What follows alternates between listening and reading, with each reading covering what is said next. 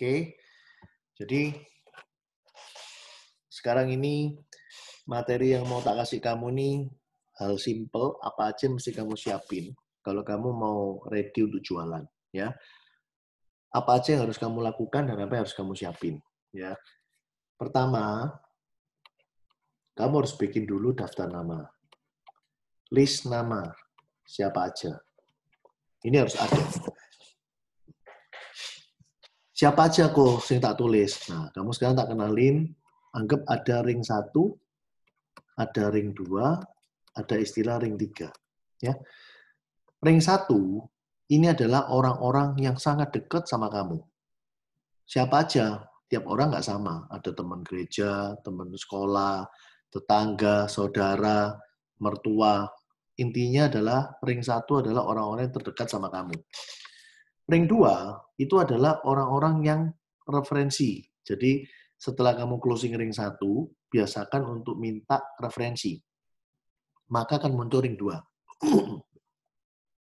Sedangkan ring 3 itu adalah orang-orang yang kamu canvassing. Jadi kita lupakan dulu tentang ring 3, apalagi sekarang nggak bisa ketemu. Kita cuma bisa berharap ring 1 dan ring 2. Nah, untuk ring 1 sendiri, ya, dengan adanya COVID ini, kita akan pecah lagi dulu sampai yang lebih gampang, ya. Jadi kita anggap contoh ring 1 itu ada 2 macam juga, ya.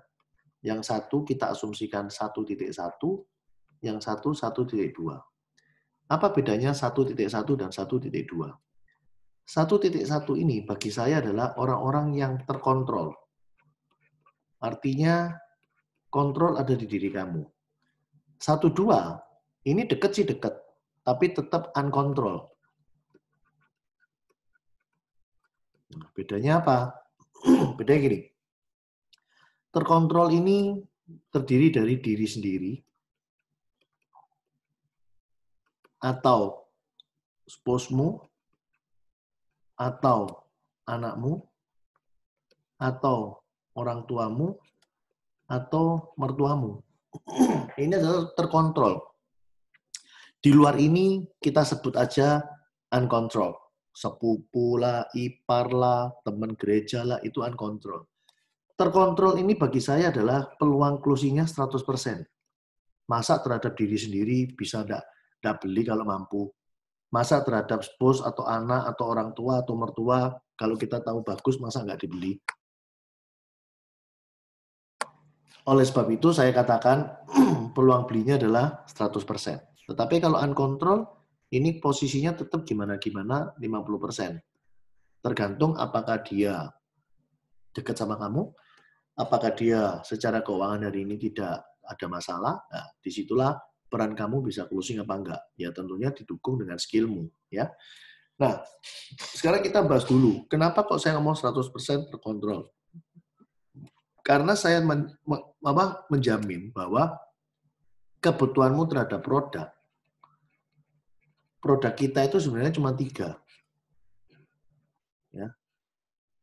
Yang pertama berhubungan dengan hospital, yang kedua berhubungan dengan kondisi kritis, yang ketiga berhubungan dengan warisan. Hospital ini adalah PPH+. Kondisi kritis ini adalah PCB atau CCB 61 Prutop. Warisan adalah Prucinta atau Lingtem. Ya. Nah, sekarang nomor 1 list nama. Nomor 2, kamu harus punya yang namanya jadwal kerja. Ya. Jadwal kerja kudu ada. Jadwal kerja itu jadwal kerja yang seperti apa? Nah, belajarlah untuk mulai profesional, mulai sekarang. Karena kalau kamu nggak mempunyai jadwal yang pasti, kayaknya pasti kacau semua. Kenapa kok bisa begitu? Kamu harus tahu bahwa kerja di Prudential ini, jalani Prudential ini, nggak ada hukuman, nggak ada punishment, nggak ada ancaman, nggak ada yang marahi kamu. Kamu harus punya sendiri jadwal kerja yang harus kamu komitmen jalani. Contoh ya, misalkan nih, besok Senin, Selasa, Rabu, Kamis, Jumat, dan Sabtu. Ya, semua yang 1.1 ini, saran saya harus segera diselesaikan. Ya, tentu kita mempertimbangkan yang namanya keuangan juga ya. Nah, satu hal kelebihan kita beli sendiri untuk orang-orang ini adalah kita beli dengan premi yang sangat murah. Karena selama tahun pertama, kamu dapat potongan 42%. Ya toh, anggapan penghasilanmu dari omset kan bisa motong premi. Tahun kedua, dapat potongan lagi 43,5%. Ini kan sudah murah. Nah, jadwal kerja yang saya maksud ini bukan bahas ini. Ini udah pasti mbok beresi sendiri. Jadwal kerja inilah 1.2 yang harus kamu masukkan di sini, Nov. Ya, ini harus diisi. Nah, kondisi COVID-19 hari ini sebenarnya sangat membantu banget. Kalau dulu dalam satu hari, kita kerja maksimal, paling banter, pindah-pindah tempat ya, bisa ketemu 5 orang, itu sudah luar biasa bagus. Bayangkan aja dari titik A ke titik B ke titik C, dipotong makan, potong sembarang, ya pasti sehari 5 itu udah habis. Tetapi hari ini, dengan adanya COVID-19, di mana prospek itu udah nggak harus ketemu orang, udah nggak harus ke rumahnya dia. Zaman sekarang, sangat wajar banget orang itu diprospek dengan cara hanya WhatsApp-an atau pakai Zoom. Kalau memang lebih nyaman pakai Zoom lebih enak. Nah, jadi boleh dibilang satu hari ini, kalau kita cuma sekedar nabur loh ya, sehilo aja, harusnya 20 orang aja bisa. Harusnya. Nabur itu kan ibarat kita ini mau buang biji. Kita nggak tahu biji itu akan tumbuh kapan toh, tetapi kamu tabur aja yang banyak di sini di awal. 20 orang. Nah, gimana caranya? Secara teknis. Saya ngajari kamu dengan skill untuk COVID-19 ya, bukan untuk setelah wabah ini selesai. Jadi yang harus kamu lakukan yang pertama adalah belajarlah mulai sekarang untuk membranding diri dulu.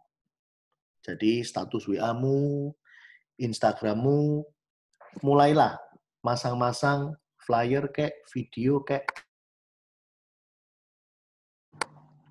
apapun yang tentang prudensial. Sehingga pelan-pelan semoga ada orang yang kepo atau ada orang yang kepengen tahu, loh apa ini? Loh kamu ngerjain apa? Nah setelah ada seperti itulah kamu bisa masuk. Nah nabur yang dimaksud ini caranya gimana Wibi? Nabur yang dimaksud ini adalah Anda tinggal say hello. Ya, say hello aja pakai WA. Contoh, kamu mau nabur ke Arlita misalkan ya. Tinggal kamu tanya, "Hai Arlita," gitu aja. Lihat dulu responnya apa. Ya, intinya dari ucapan say hello ini sampai dengan menuju kamu siap presentasi, ada tahapan di dalam ini, tengah-tengahnya ini. Nah, ini apa aja yang harus kamu tahu. Saya cerita kamu kerangkanya ya, Nov.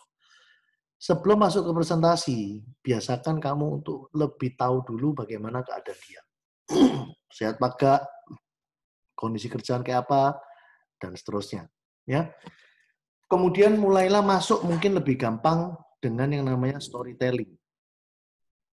Nah, bagaimana pintermu untuk mancing lawan bicaramu ini nanyakan kamu sekarang kayak apa. Gitu loh.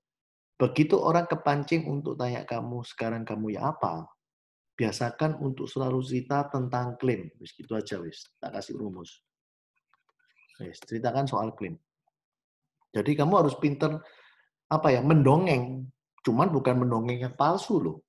Ini mendongeng yang memang positif terjadi di agensi kita. Contoh, ya. Bentar.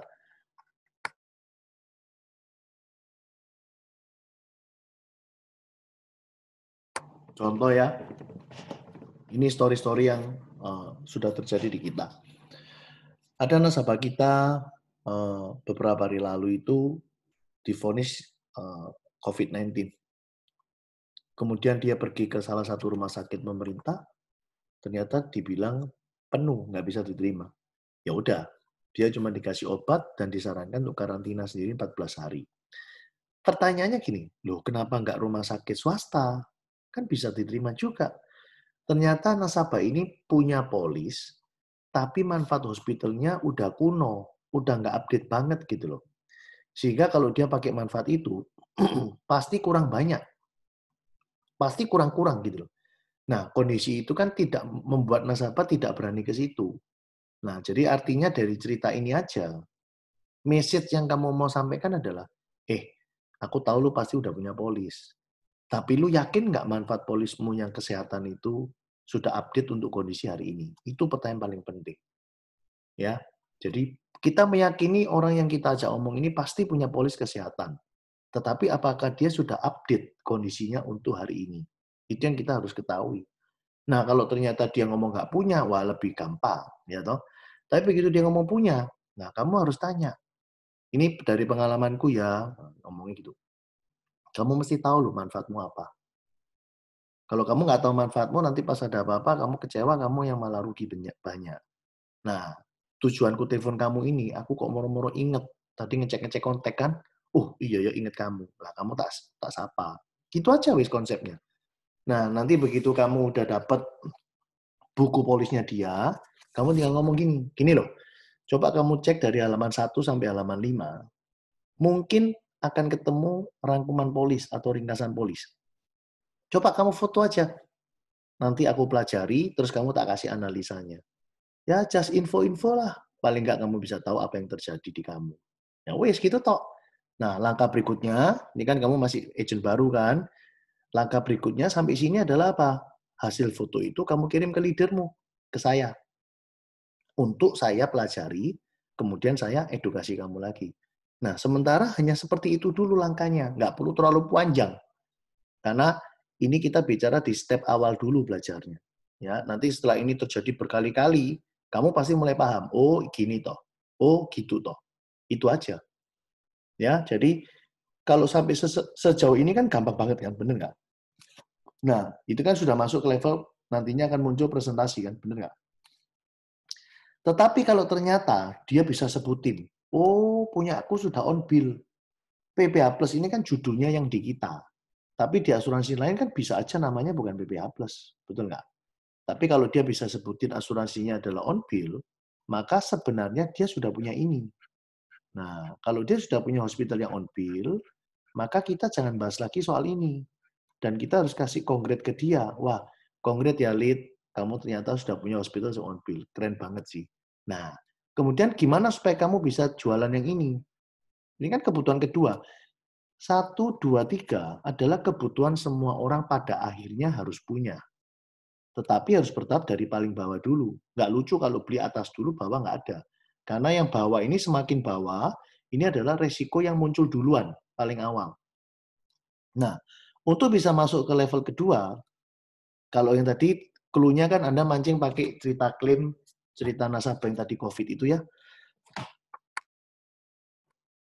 Nah, sekarang bagaimana untuk mancing yang level kedua? Kamu tinggal ngomong gini toh. Dit, kamu pernah dengar nggak istilah PCB? Nah, kasih aja lah istilah yang aneh-aneh. Sebut ini boleh, sebut ini boleh, terserah. Ya, intinya sekali lagi obrolan itu harus ada timbal balik. Jangan kamu ngoceh dulu. Ya, harus lihat atensi dia juga. Contoh gini, Lid, kalau gitu lu keren lah ya, lu udah punya hospital yang on bill. Ngomong-ngomong, lu udah tahu nggak soal PCB? Hari gini kan lagi umum PSBB, betul kan? Begitu kamu ngomong, kamu pernah dengar PCB nggak? Pasti dia akan tanya, apa itu PCB? Nah, kan gitu kan? Gini loh, kalau kita bicara hospital on bill, itu adalah manfaat yang kita butuhkan ketika kita di rumah sakit, betul nggak? Nah, kamu ngomong gitu. Pasti dia jawab, iya betul. Nah, jadi maksud saya, ini mungkin bisa kamu selesaikan sudah nggak pakai WA loh ya. WA-nya kan cuma say hello aja di awal. Setelah itu mungkin perlu telepon atau perlu Zoom. Jangan WA-an terus. Kalau WA-an terus belum tentu dia konsentrasi. Gitu ya. Jadi habis say hello, lu senggang nggak? Kenapa? Telepon yuk. Kangen misalkan. Kayak gitu loh. Nah, akhirnya ngomong kayak ini. Nah, begitu dia tanya, apa itu PCB? Nah, wah, ini barang paling hot yang sekarang disukai orang-orang. Nah, kamu ngomong gitu. PCB adalah kamu dapat garansi sampai umur 88 terhadap 2 kejadian. Satu, kejadian terdiagnosa sakit, seperti jantung, kanker, stroke, dan kawan-kawannya. Kedua, sorry ya, bukan terdiagnosa, tapi mati. Jadi PCB itu adalah kita dapat garansi sampai umur 88 terhadap dua kondisi, terdiagnosa atau meninggal. Tapi hebatnya, kamu cukup bayar 5 atau 10 atau 15, tinggal kamu yang suka yang mana. Nah, jelas ya? Jadi kamu dapat garansi terhadap dua kondisi, terdiagnosa dan meninggal, sampai umur 88. Tapi kamu bayar preminya hanya sampai 5 tahun, atau 10 tahun, atau 15 tahun. Terserah kamu suka yang mana. Nah, coba dilihat responnya apa. Intinya dari langkah kedua ini adalah, kamu hanya cukup membuat dia penasaran, sampai akhirnya dia kepingin dapat proposal. Nah, caranya gimana? Misalkan gini. Gini loh, Lid. Kamu coba ya, tak bikin lo 3 miliar. Nah, wis gitu aja. Kamu nanti lihat. Kamu akan kaget. Murahnya luar biasa. Wis gitu aja. Yes, ini kan saya ngajari Novi sebagai langkah-langkah awal ya. Bukan kamu tak anggap sudah jadi agent kulino. Nah, jadi saya harus ngajari kamu, sampai sini berhenti lagi dulu. Waduh, nggak ada duit, bla bla bla bla bla bla gitu ya. Nggak apa-apa, wong kita bukan mau jualan kok ke dia. Kita kan cuma mau bikinin proposal untuk dia lihat-lihat. Jadi kamu bilang aja, wis Talit, percaya aku. Kamu pasti butuh ini setelah kamu baca proposalnya. Kamu nggak ambil nggak masalah. Siapa tahu suatu hari jodoh aku kan kamu bisa ingat aku. Nah, percaya saya, nanti setelah proposal yang 3M ini muncul, kan saya yang bikinin sebagai leadermu. Setelah tak bikinin, kamu tak ajari cara menyampaikannya. Nah, gitu loh. Nah, balik lagi, kalau kamu canggih, pinter, minta aja meetingnya by Zoom. Nah, bisa nggak kamu mancing? Kita ntar pas ngomongin ini pakai Zoom yuk. Gitu juga boleh. Jadi lebih nyaman gitu loh. Kan kelihatan mukanya. Kalau dia iya kan berarti kelihatan serius. Nah, udah ini sampai sini dulu aja. Saya nggak mau ngajari kamu terlalu panjang. Nanti malah nggak masuk semua. Udah selesai. Ya. Nah, kecuali dia tanya, buat apa sih punya PCB gini-gini? Ya, baru kamu cerita lagi. Nah, sekarang balik lagi, Lead. Kamu masih ingat kan waktu di training saya, apa sih itu kondisi kritis? Nah, balik lagi ya, saya cerita dulu supaya kamu sangat tahu kenapa orang butuh kondisi kritis. Ingat, WHO berkata, 92% manusia sebelum mati mengalami kondisi kritis. Kemudian Profesor Dr. Marius Barnard juga mengatakan bahwa di tubuh kita itu memproduksi dua hal. Satu, memproduksi pembuluh darah, satu memproduksi sel. Yang pembuluh darah menciptakan etioklorosis, yang sel menciptakan kanker. Etioklorosis menyebabkan orang kena jantung dan stroke.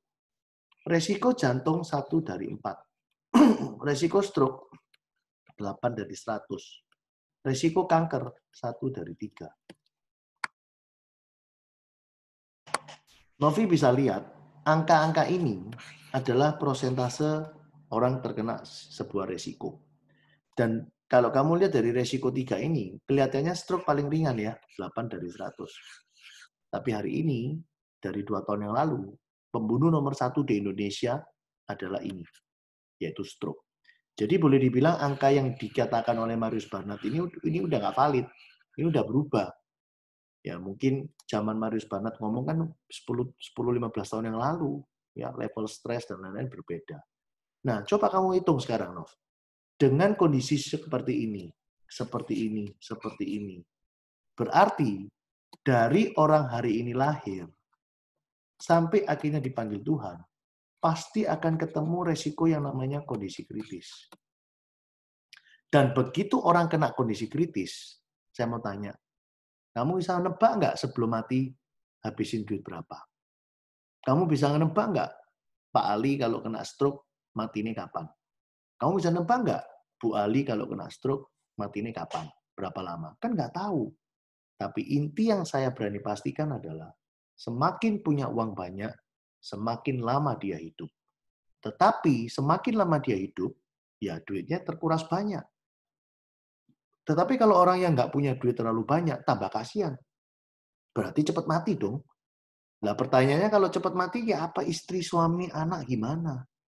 Nah, so teman-teman, Novi, sebenarnya manfaat kondisi kritis yang kita punya ada dua kan, satu PCB, satunya CCB. Ya, PCB 68 dan CCB 61.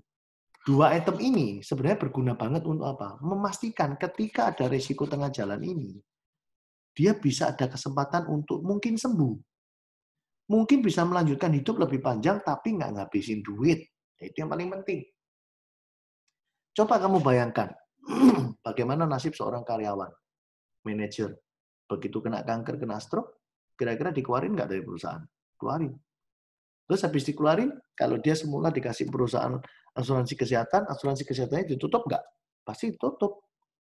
Terus kalau nggak punya lagi, kalau besok-besok sakit gimana? Waduh, bayar sendiri, mati nggak?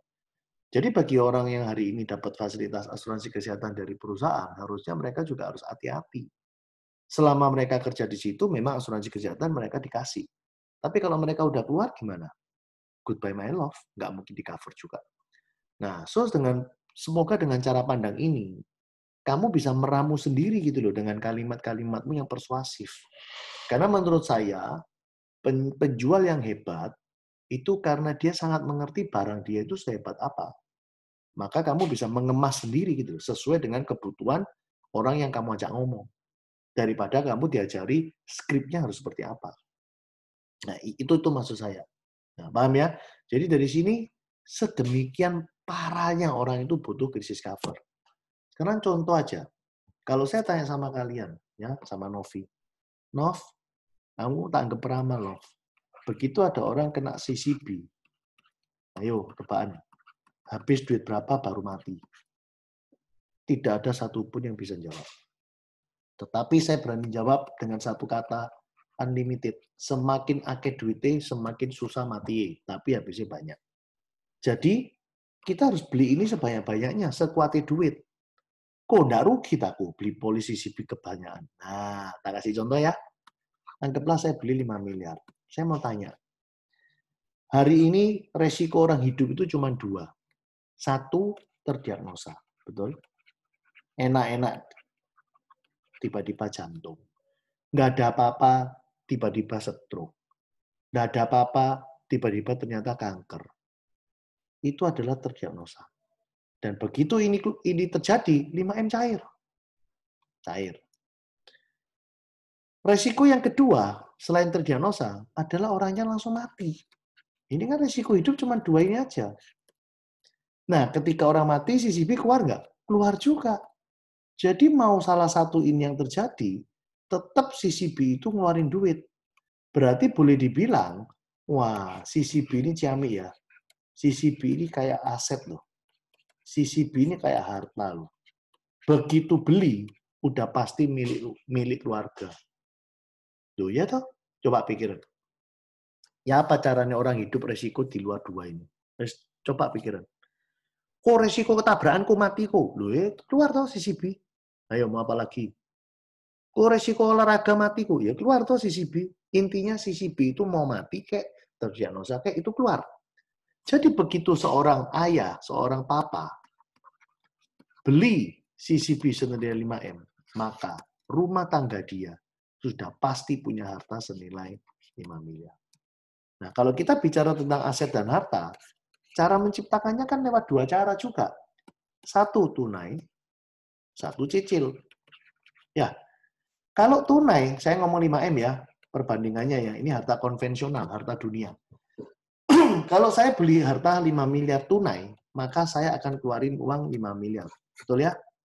Kepingin punya harta 5M, keluarin tunai 5M. Contoh, saya beli emas 5 miliar. Saya mau beli tunai. Berapa duit yang saya keluarin? 5M. Saya kepingin beli apartemen senilai 5M. Tunai. Berapa duit yang saya keluarin? 5M. Selalu 1:1.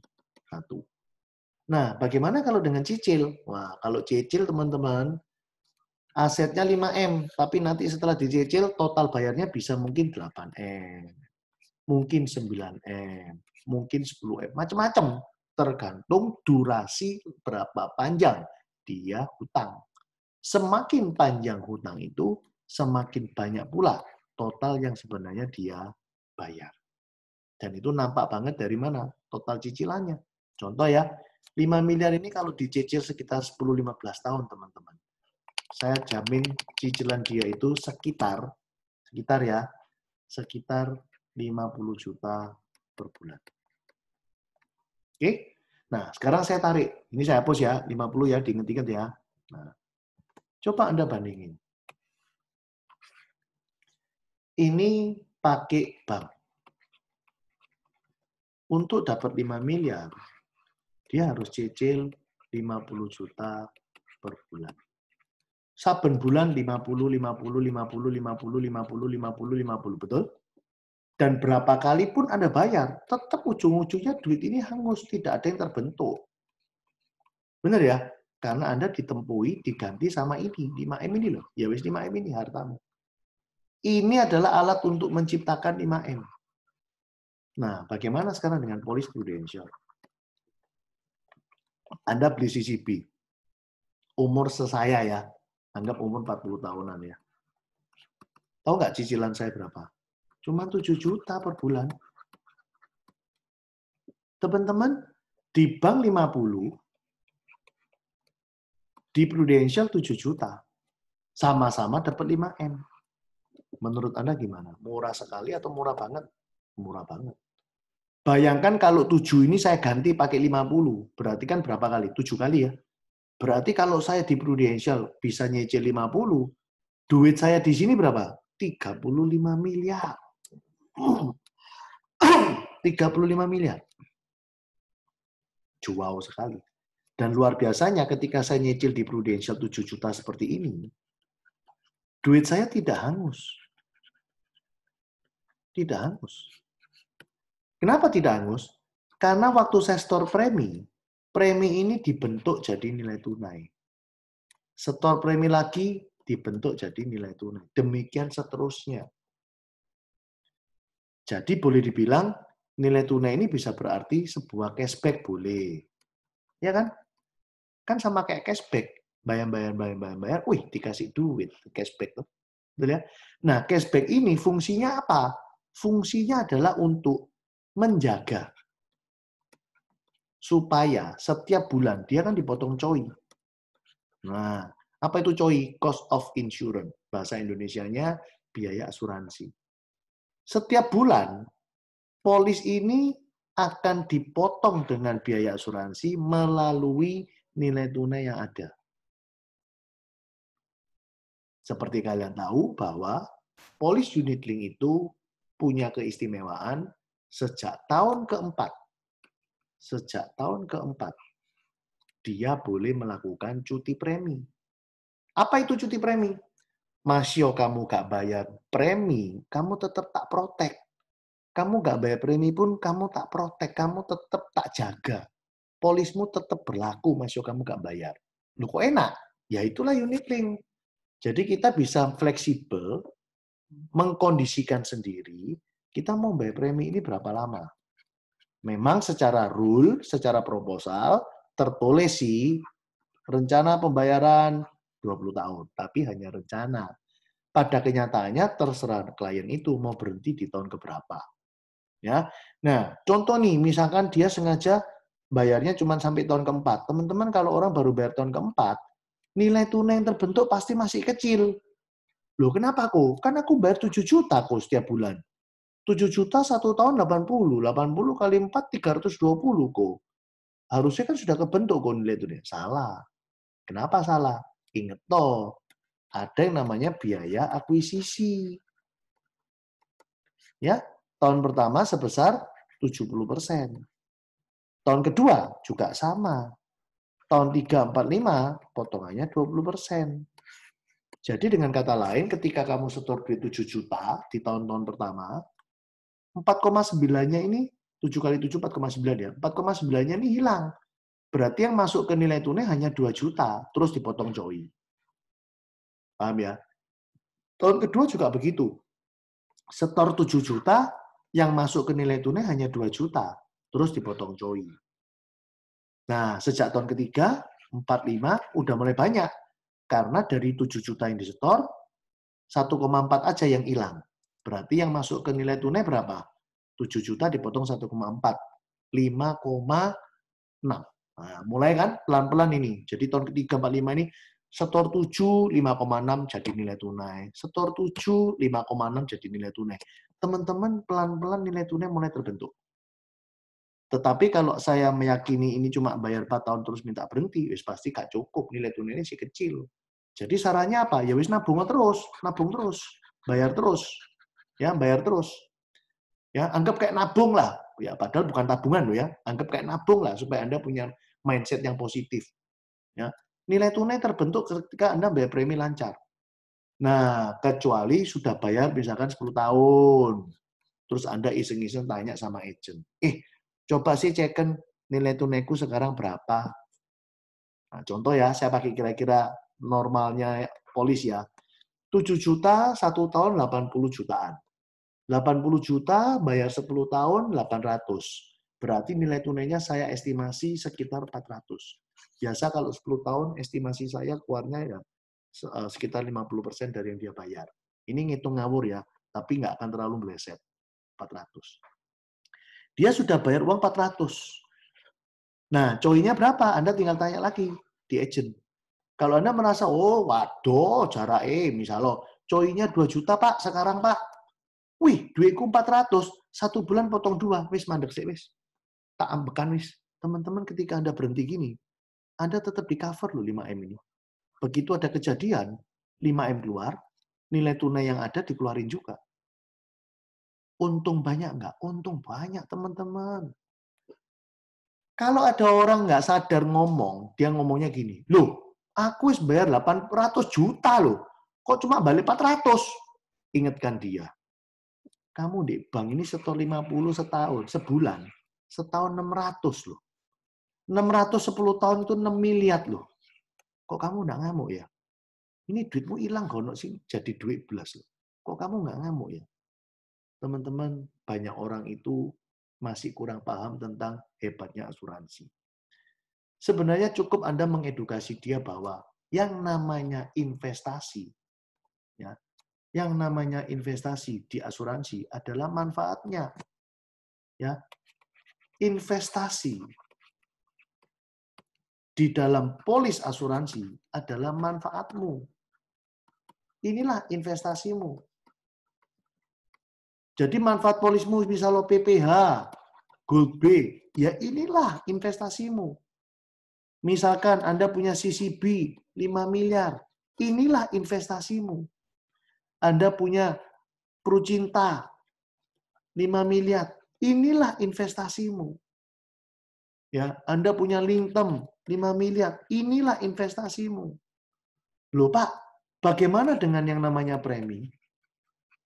Apakah ini investasi saya? Bukan. Premi adalah alat untuk menciptakan ini semua. Betul? Premi adalah alat untuk menciptakan ini semua. So, seyogyanya kita berasumsi aja. Setor, anggapin hilang lah. Padahal ada nilai tunai yang terbentuk. Dicerna dulu. Jelas ya? Nah, tetapi hebatnya Prucinta, saya tarik ke bawah ya, hebatnya Prucinta dan PCB, ini adalah produk non-unit link. Ini produk non-unit link. Saya nggak setuju kalau dibilang tradisional. Karena ini bukan tradisional murni, ini sudah hybrid. Jadi lebih baik berkata Prucinta dan PCB itu produk non-unit link. Ya, non-unit link kan artinya bukan unit link gitu ya. Nah, hebatnya Prucinta dan PCB gampang-gampangnya gini loh teman-teman.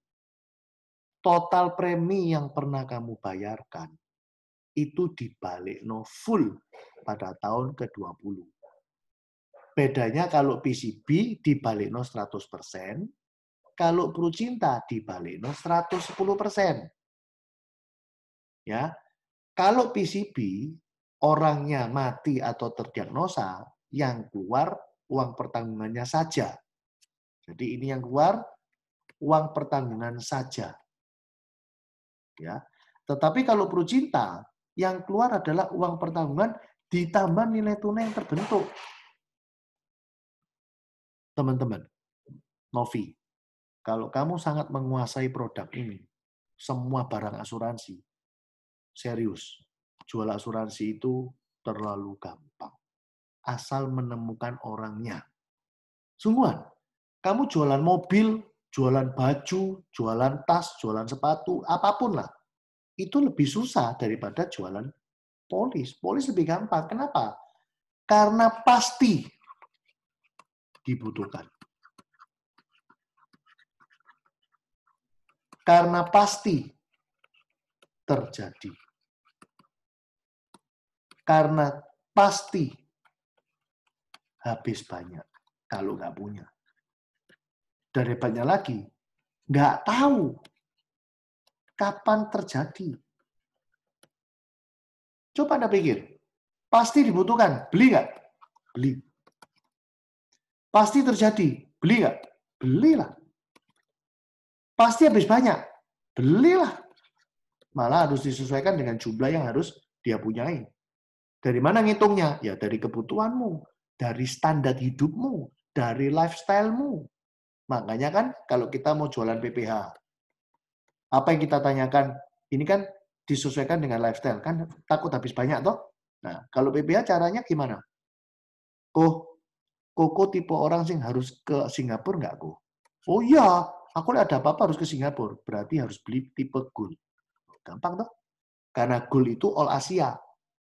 All Asia itu gold. Orang butuh Singapura harus beli gold.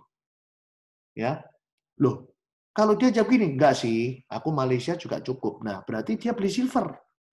Karena silver itu all Asia tidak termasuk Hong Kong, Jepang, Singapura.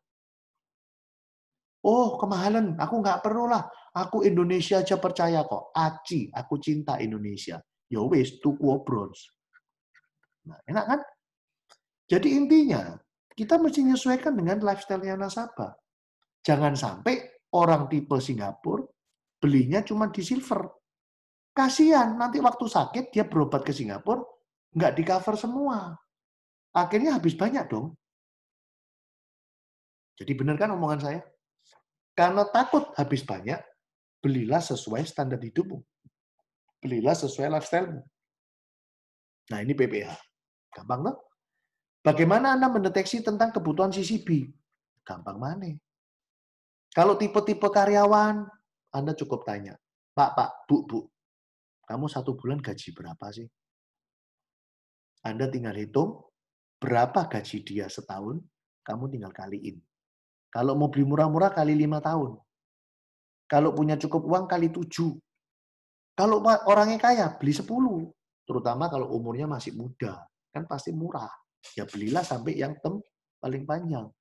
Kowibi ini maksudnya apa? Maksudnya begini. Contoh ya, saya penghasilan 30 juta. Kalau saya 30 juta berarti setahun 36 juta. 360 juta. Berarti kalau saya 360 juta, saya kali 10, berarti saya butuh CCB-nya berapa? 3,6 M. Mengingat umur saya masih 27, walah ternyata murah ya. Beli 3,6 M itu preminya cuma 2 juta. Ya udahlah, beli aja. Nah, itu contoh. Tapi kalau mungkin dia karyawannya nggak terlalu kaya, atau mungkin umurnya sudah tua, mungkin dikali 5. Berapa kok gajinya? Gaji saya sih cuma 15 juta. Nah, 15 juta setahun berarti 180. 180 dikali 5. Berapa? 900 juta. Ya udah beli aja CCP 900 juta. Intinya itu kita mau ngomongin. So, kalau lu ada resiko, lu mungkin nggak dipakai perusahaan ini lagi. Tapi jangan khawatir, penghasilan lu 5 tahun ke depan, lu terima semua hari ini. Nah, itu contoh. Ya. Atau mungkin pakai hitungan yang lain. Dia ternyata bukan karyawan, dia ternyata wira swasta. Oh, hitungannya beda lagi. Kalau wira swasta, jangan pakai hitungan ini. Ya. Mungkin kalau wira swasta, Anda tahu dia pakai utang bank, Anda coba-coba tanya. Koko usaha ini pakai duit bank nggak, Kok? Langsung tanya. Kenapa tanya begitu? Karena banyak orang buka usaha pakai duit bank. Nah, supaya dia tahu bahwa ketika orang jantung kanker stroke atau meninggal dunia pun, yang namanya kredit modal kerja bank itu tetap ditagih. Jadi sebaiknya outstanding duit yang biasa dia suka pakai, Anda jadikan itu sebagai CCP yang dia butuhkan. Ya. Nah, atau cara yang lain lagi. Koko biasa setiap bulan ngasih CC piro siko. Nah, jadi Anda ngecek dari biaya rumah tangga. Ternyata Koko ini ngomong, "Oh, saya kalau ngasih uang ke CC 50 sebulan." Nah, teman-teman Anda tinggal hitung. 50 juta dikali 12. Jadi biaya hidupnya dia, ya, biaya rumah tangga dikali 12 bulan, Anda bagi dengan suku bunga bank. Kurang lebih kalau ini ngomong 10 miliar, kok 10 miliar, kalau dia ngomong 50 juta, maka dia butuhnya 10 miliar. Dari mana?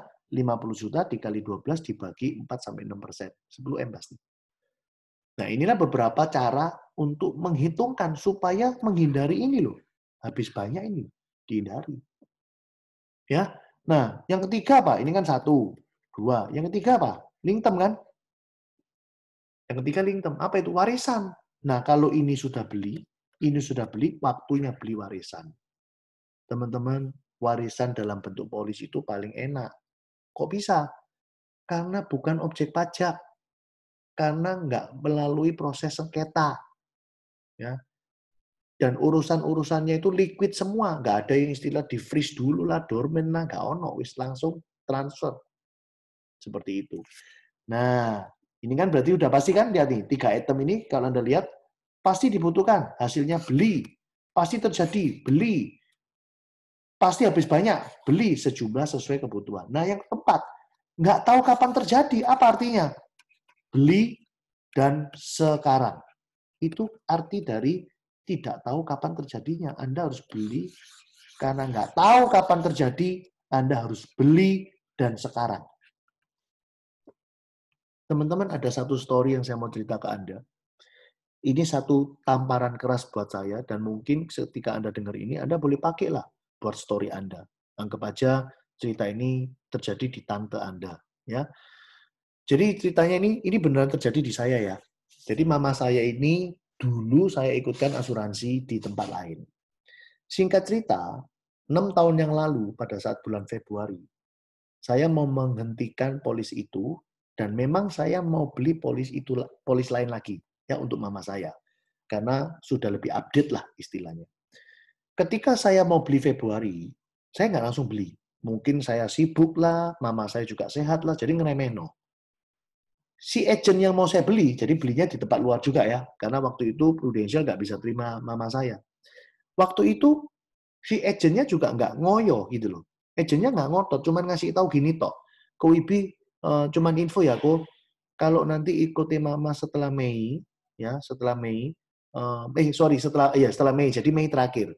Itu untuk jantung kanker stroke ada masa tunggu ya ko setahun. Lek melok sekarang nggak ada masa tunggu. Oh iya iya iya. Saya yang remeno, ya lupa sibuk, mama saya sehat, ya sudah. Hari demi hari berlalu tanpa saya beli-beli. Dan agent itu juga nggak makso-makso gitu loh. Ya, makanya teman-teman penting banget sebagai agent itu makso sebenarnya tujuannya positif. Anda tahu nggak? Dengan kesadaran sendiri, akhirnya saya beli polis itu 28 Mei. Saya belinya, berarti Mei sudah mulai ada masa tunggu. Saya beli 28 Mei, teman-teman. Jadi intinya infonya, per 1 Mei, jantung kanker stroke masa tunggu setahun. Saya akhirnya beli sendiri 28 Mei. Berarti kena masa tunggu kan? But saya merasa I don't care gitu loh. Nggak mungkin masalah lah, mamaku sehat lah. Aku mikir kayak gitu. Teman-teman sampai nyangka. 15 Juni, hanya setengah bulan, mama saya tiba-tiba bleeding. Anda tahu sendiri, cewek sudah menopause, tiba-tiba bleeding. Ngeri nggak? Oh, ngeri pasti. Akhirnya singkat cerita, mama saya divonis kanker kandungan. Ya, judulnya apa ya? Endometriosis karsinoma. Saya nggak bisa klaim karena masih masa tunggu dan saya habis banyak. Ya, bukan soal habis banyaknya, duit bisa dicari, nggak masalah. Saya tertampar, teman-teman. Kenapa tertampar? Karena bagi saya itu gobloknya saya amit-amit gitu ya. Sementara saya sendiri juga orang prudensial, saya selalu memotivasi para agent saya untuk ayo dipus, kasihan loh, nasabahnya cepet disuruh beli loh, ini demi dia loh. Giliran mama sendiri saya ngeremehin. Teman-teman, sekali lagi, kalau Anda lihat kenapa CCP itu dibutuhkan, karena 4 hal ini pasti akan ada. Sekali lagi, pasti dibutuhkan? Yes. Oleh sebab itu beli. Pasti terjadi? Yes, makanya beli. Pasti habis banyak nggak? Pasti. Makanya beli. Cuma disesuaikan kan. Dan tahu nggak kamu kapan terjadi? Saya tanya. Nggak ada yang tahu. Oleh sebab itu cepat beli dan sekarang. Nggak ada gunanya Anda tunda. Kalaupun memang hari ini masih banyak kebutuhan, keputusannya bukan ditunda semuanya, tetapi belilah sedikit-sedikit. Kan lumayan. Daripada nggak beli sama sekali. Ya, nah teman-teman, ini sekilas Novi supaya kamu tahu cara jualan itu segampang itu. Nah, sekarang saya fokus lagi ke unit link dan non unit link ya. Ini unit link, ini non unit link. Kalau unit linknya PCB, maka non unit linknya adalah PCB 88. Kalau unit linknya adalah Lingtem, maka non unit linknya adalah Trucinta. Ya. Nah, coba perhatikan bedanya di mana. Unit link ini, kalau saya definisikan, gampang sekali. Cara ngomongnya cuma gini loh. Premimu itu murah banget. Demi mendapatkan sebuah manfaat, misalkan 5 miliar.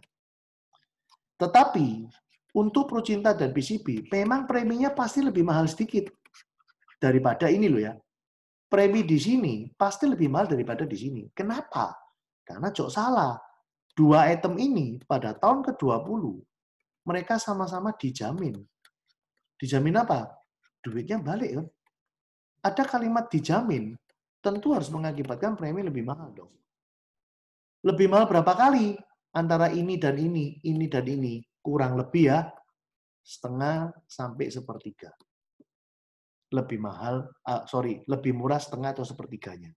Sama, ini juga setengah atau sepertiganya. Lebih murah. Jadi kalau misalkan di sini preminya 3 juta gitu ya, di sini berarti sekitar 1 sampai 1,5. Lebih murah. Tapi bedanya di nilai tunai. Nah, untuk kondisi COVID-19 ini, Nov, saya menyarankan kalau kamu mau masuk ke orang jualan, lebih baik masuknya lewat ini. Lewat non-unit link dulu. Kenapa? Karena cara nyampe noi gampang. Ya, sekali lagi kenapa? Karena nyampe noi gampang. Bahasanya sederhana kan? Kamu bayar piro wis pokoknya tahun ke-20 dibalik noh. Enak toh, gampang toh. Nah, kecuali nanti ketemu proposal, nah, dia komplit di sini, barulah kita pindah di sini. Dan mungkin finally dia akan closing di salah satu ini. Kalau dia nggak ada masalah dengan premi yang tercipta, ya sudah closing. Kalau dia ada masalah dengan premi yang tercipta, Anda akan closing di sini. Dan orang itu akan kamu edukasi bahwa ya ini loh bagus. Nah ini loh kayak gitu aja. Ya, seperti yang tadi sore kita sudah dapatkan trainingnya, sebenarnya simple. Kemauan Anda prospek, nggak prospek itu adalah tergantung dari apa sih yang ada di otak Anda tentang prospecting, apa sih yang di otak Anda tentang closing itu dulu. Ya, kalau boleh saya ngajarkan Anda sebuah mindset, ya, simpelnya begini. Ini kan bicara tentang ring 1 dari tadi, ya. Ring 1 itu adalah orang-orang terdekatmu. Coba Novi pikir. Ya, teman-teman, saya kasih Anda logika simpel aja lah soal COVID-19. Berapa banyak orang Indonesia sampai hari ini masih meremehkan COVID-19? Tetapi saya mau tahu, ketika orang dekatnya yang kena, langsung kerosok nggak dia takut? Pasti takut. Tapi selama ini cuma denger-denger doang, dengar berita, baca berita, Anda tetap nggak takut. Masih banyak orang dablek, keleleran di jalanan, betul? Bahkan nggak maskeran, bahkan nggak physical distancing. Kenapa? Karena nggak ada orang dekatnya yang kena. Nah, demikian pula hari ini saya mau cerita Anda tentang PPH, CCP, dan Lingtem. Mungkin hari ini Anda belum tahu bagaimana kalau ada orang yang kamu kenal, tiba-tiba kena jantung, kanker, stroke, kemudian rumah tangga morat-marit, kemudian mungkin anak nggak sekolah, mungkin anak pindah sekolah yang lebih murah, mungkin istri yang semula ibu rumah tangga terus akhirnya harus terpaksa kerja, dan harus mengalami sesuatu yang capek banget, dan Anda merasa iba tapi nggak bisa apa-apa. Mungkin akan terjadi di salah satu tante, paman yang kamu cintai juga. Pertanyaan saya,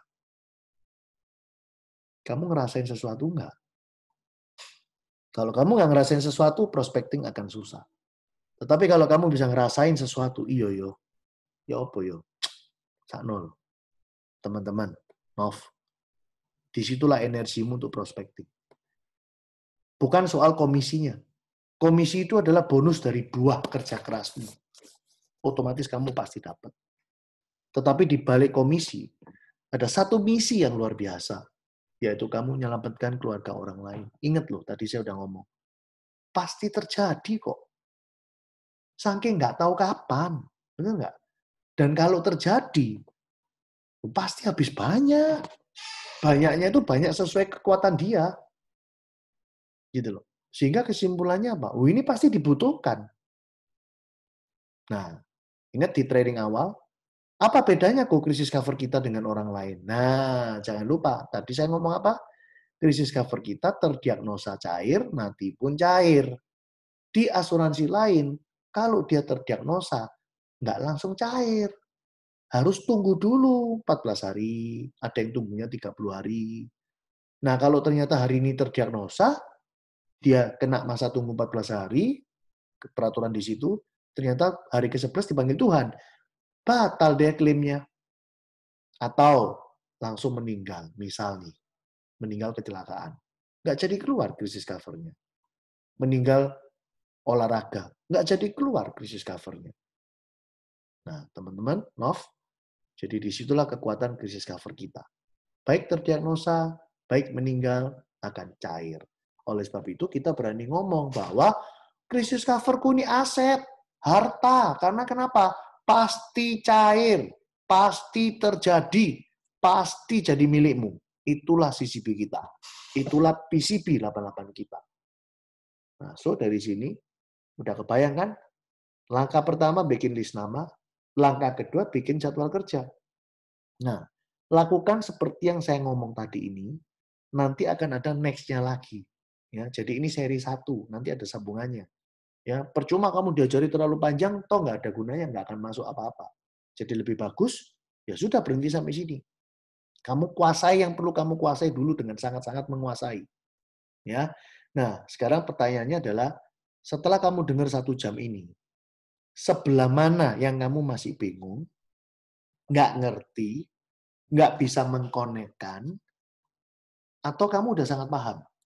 Nah, saya butuh tahu feedbackmu atau mungkin dari feedback teman-teman yang lain. Ya, saya persilakan Anda ketik aja, ya. Atau saya buka ya, asal Anda jangan berisik ya. Saya buka supaya Anda nggak jangan sampai di jalanan. Nah, oke. Saya buka, Anda silakan, siapa yang mau tanya bisa langsung tanya. Ayo. Novi, ayo tanya.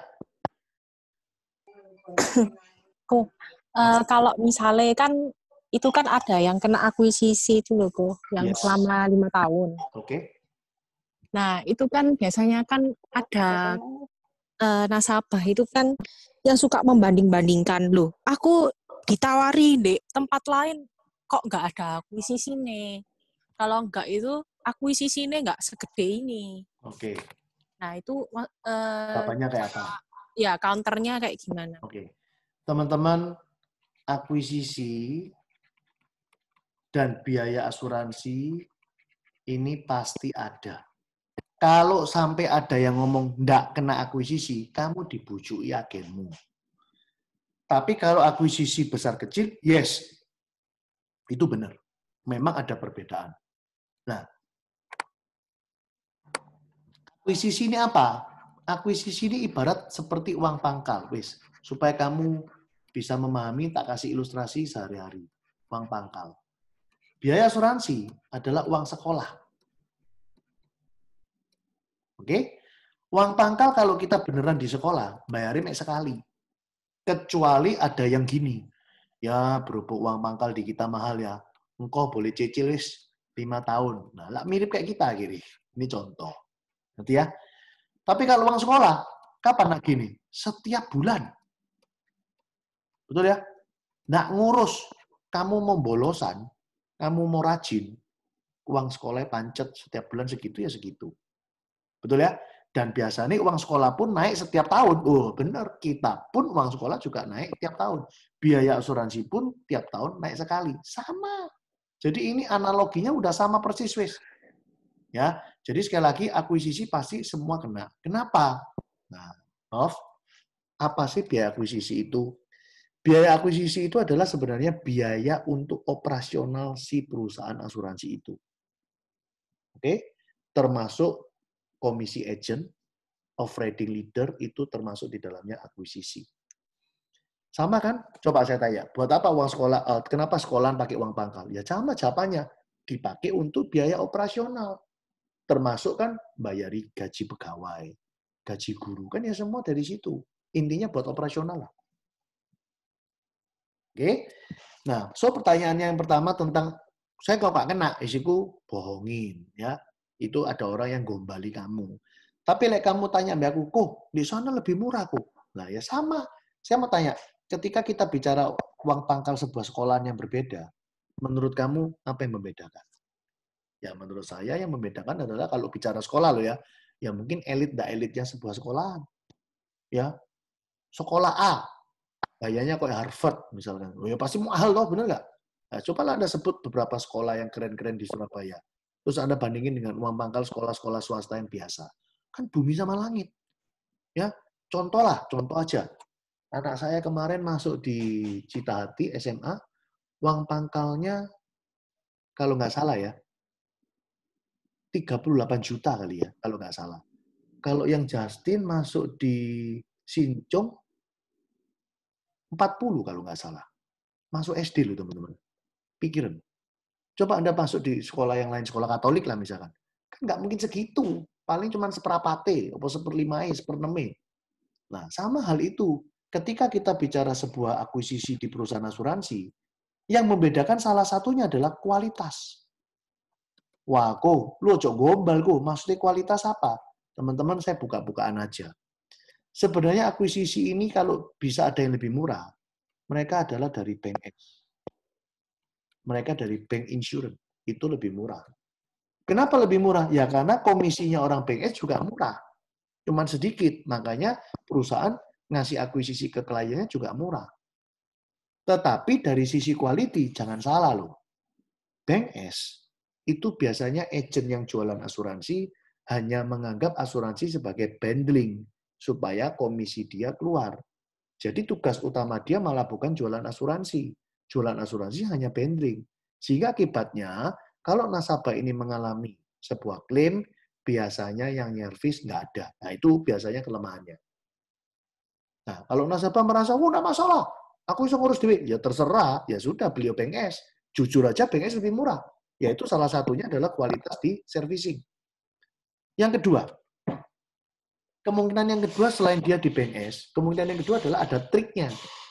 Triknya di mana? Contoh nih, ini contoh ya, saya kasih Anda sebuah contoh aja. Prudential kan juga punya salah satu jalur distribusinya lewat Bank S. Ya.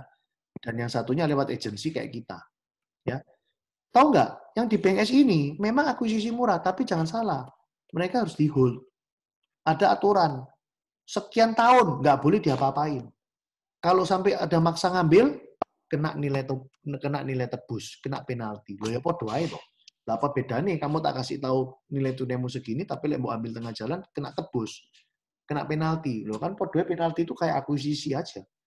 Tapi kalau memang kamu bisa melewati masa yang ditentukan ya silakan, nilai tunai bisa diambil penuh. Tetapi kalau kita di unit link, di agensi, lo kan anytime mau diambil boleh. Mau cuti premi boleh. Nah, fleksibilitasnya beda. Jadi intinya adalah perbedaan akuisisi pasti ada alasannya. Nggak mungkin tidak ada alasan. Ya, nah itu yang saya omongin. Nah, yang alasan ketiga, ini kan saya tadi ngomongnya sesama pru. Nah, sekarang kalau yang ketiga, saya bahasnya bukan dari sesama pru, tetapi ketika kita di-compare dengan asuransi lain tentang akuisisi. Ini pru, ini others. Berarti ya, teman-teman, bagi saya, ketika orang mempermasalahkan ini di antara dua perusahaan yang berbeda, saya cuma ngingetin mereka ini loh. Kamu ini beli apa sih? Manfaatmu ini apa? Ini loh yang paling penting.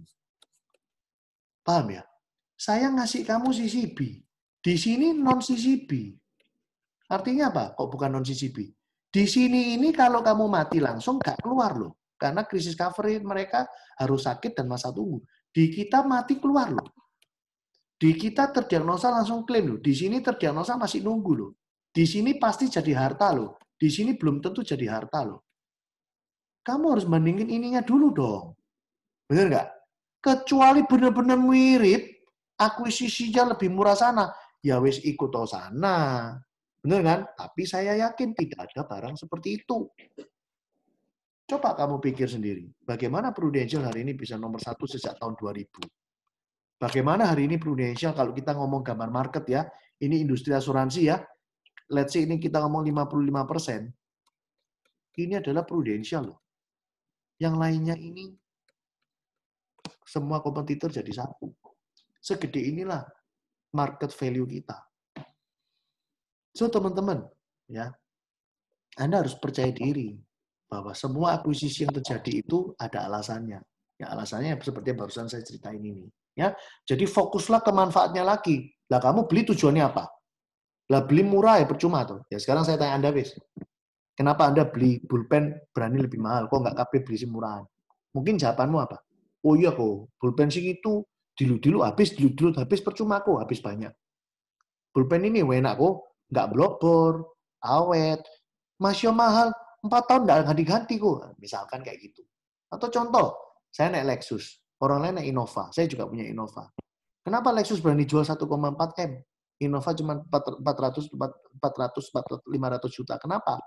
Ya tumpahannya bedo, kenikmatannya bedo, value-nya naik aja beda. Turun dari Innova dengan turun dari Lexus beda nggak? Beda banget. Betul kan? Contoh lagi, saya barusan beli alat sapu pel. Harga saya 4 juta lebih.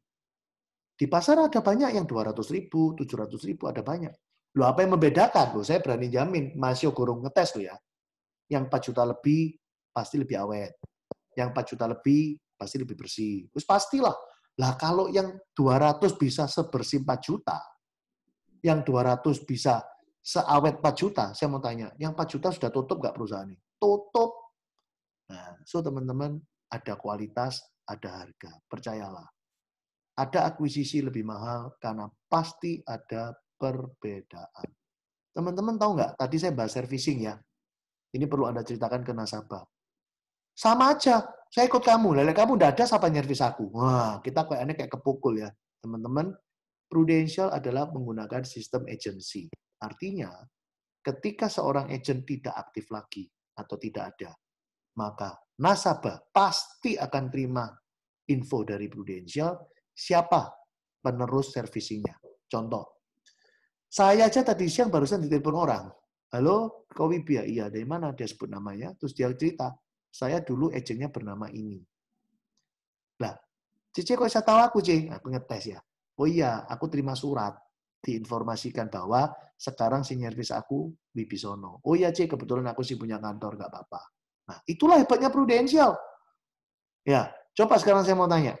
Kalau Anda ikut di tempat lain, terutama bukan agensi, dikiniin nggak kira-kira? Belum tentu. Kalau di Bank S siapa? Tambah nggak mungkin. Ketika Anda di Bank S, Anda tiba-tiba ditelepon orang, jangan salah. Karena Anda jadikan incaran nasabah. Kan itu. Nah, sekali lagi, orang-orang di situ nggak menggunakan penjualan polis sebagai kayak kita jualan gitu loh. Tapi mereka hanya bundling untuk menyempurnakan aja. Mereka mau dapat komisi ini, ya mereka harus jualan ini. Sepertinya seperti itu. Gitu loh. Ya, jadi itulah alasannya Nov tentang akuisisi. Sekali lagi, nggak ada produk yang tanpa akuisisi. 1000% pasti. Karena kalau nggak ada akuisisi, sih bayari sopo. Ya kan? Agentnya sopo sih bayari, kan gitu. Ini ada yang bertanya. Silakan kalau ada yang mau tanya, tulis lagi ya. Kok seandainya di tengah jalan terdiagnosa, uangnya akan keluar. Ternyata bisa sembuh. Apa masih harus lanjutkan pembayaran? Nah, ini konsepnya balik lagi ke dasar. Teman-teman, masih ingat nggak tadi saya ngomong? Kalau kita bicara yang namanya PCB dan Prucinta, ini terdiagnosa atau mati, ini mati gitu ya. Kalau ini sudah cair, ya buyar, tutup polis. Tetapi kalau kita bicara PGB atau PSBB, ini judul polisnya kita ya, Nov. Pru generasi baru, ruling syariah generasi baru. Ya, di dalam polisnya ini tertulis gini. Ini kalau desain saya biasanya ya, jiwa 20 juta, sengaja kasih kecil. Terus dia beli PPH, misalkan Gold B. Dia beli CCB 5 miliar. Ini contoh ya, menjawab pertanyaanmu.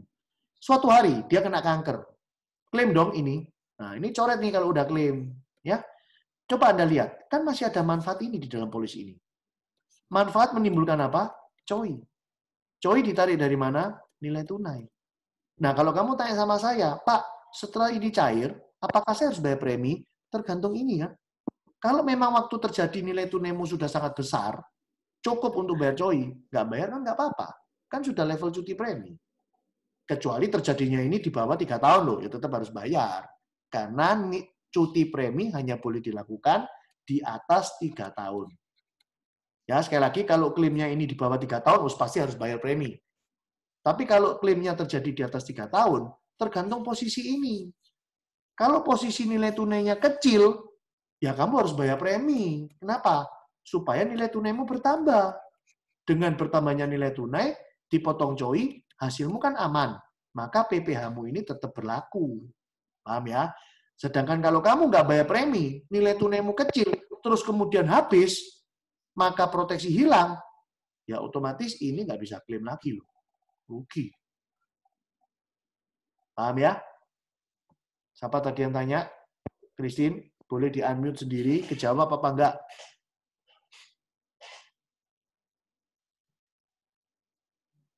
Christine. Iki sing tanya iso-iso bablas ilang turu. Gimana, Nov? Novi termasuk dengerin yang barusan saya jawab kan? Paham ya, Nov? Iya kok. Sangat paham ya? Sing Christine tanya ini kamu paham kan? Jawaban saya. Iya. Ya. Tujuanku sing penting itu ngajari kamu kan. Ini yang lainnya tak suruh ikut-ikut nunut trainingmu. Yes, Novi mau tanya apa lagi? Udah sih kok. Wis pinter berarti. Ya enggak. Resta mau tanya apa?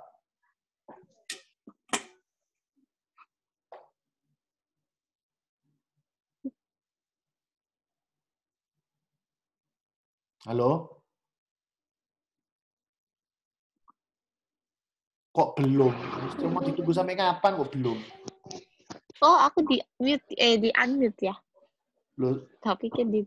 Loh, ini sekarang sudah unmute. Kamu mau ngomong apa? Mau tanya apa enggak? Belum kok. Oke. Belum. Novi, kamu kalau nggak dapat tanya, saya akhiri sampai sini loh. Karena step by step-mu sudah cukup sampai sini. Kamu jangan, saya nggak mau ajari kamu sampai terlalu panjang. Jadi masih ingat ya, saya ulang sekilas ya. Kamu siapin daftar nama, kamu siapin jadwalmu kerja, yang ring 1.1 cepat beresi kalau memang bisa, ya kan itu berhubungan dengan duit juga. Ring 1.2 itu cepat diberesi juga, ya dengan cara apa? Masukkan ke jadwal kerja 1 hari harus menyapa 20 orang. Jadi kamu tulis sebanyak-banyaknya orang yang kamu kenal. Dari mana? Kontak HP-mu adalah hartamu. Ya, jangan pernah jadi dukun. Ini juaji, ini pelit, ini lama nggak jumpa. Ojo jadi dukun. Ya, kita hari ini ketemu orang nyapa tujuannya cuma satu. Kita mau berbagi sebuah berita. Amit-amit kalau ada apa-apa medeni enggak. Itu aja sebenarnya simple. Ya, kalau kamu bisa ngerasakan yang saya dari tadi infoin, kamu udah nangkep cerita saya tentang tadi nasabah kita kena COVID-19, nggak berani ke rumah sakit swasta, kamu sudah dengar cerita saya tentang mama saya sendiri, betapa gobloknya saya menunda-nunda, akhirnya sungguhan kena dalam setengah bulan, dan saya nggak bisa klaim apapun. Itu kan kebodohan sekali. Nah, semoga dari situ kalian semua hari ini mendengarkan sangat memahami bahwa visi dari sebuah prospecting is not about commission. Komisi adalah buah dari kita bekerja. Buah dari kita berusaha. Paham ya? Tetapi tujuan Anda bisa prospek adalah Anda menyelamatkan sebuah keluarga. Bayangkan kalau Anda punya kenalan, ya namanya Pak Ali. Kalau Pak Ali ini nggak punya PPh, kemudian kena sakit berkepanjangan, kamu nggak sakno. Pak Ali kena jantung kanker stroke atau meninggal, kamu nggak sakno ambil istri sama anaknya. Itu aja lah, kamu bisa bayangkan ini. Kamu jago closing. Serius. Tinggal yang kamu lakukan adalah bagaimana berstrategi dalam berkomunikasi. Nah, tadi sudah saya singgung sedikit kan, teknik komunikasi yang simpel adalah lakukan sapaan dulu, kemudian lakukan obrolan yang memancing orang untuk merespon dahulu.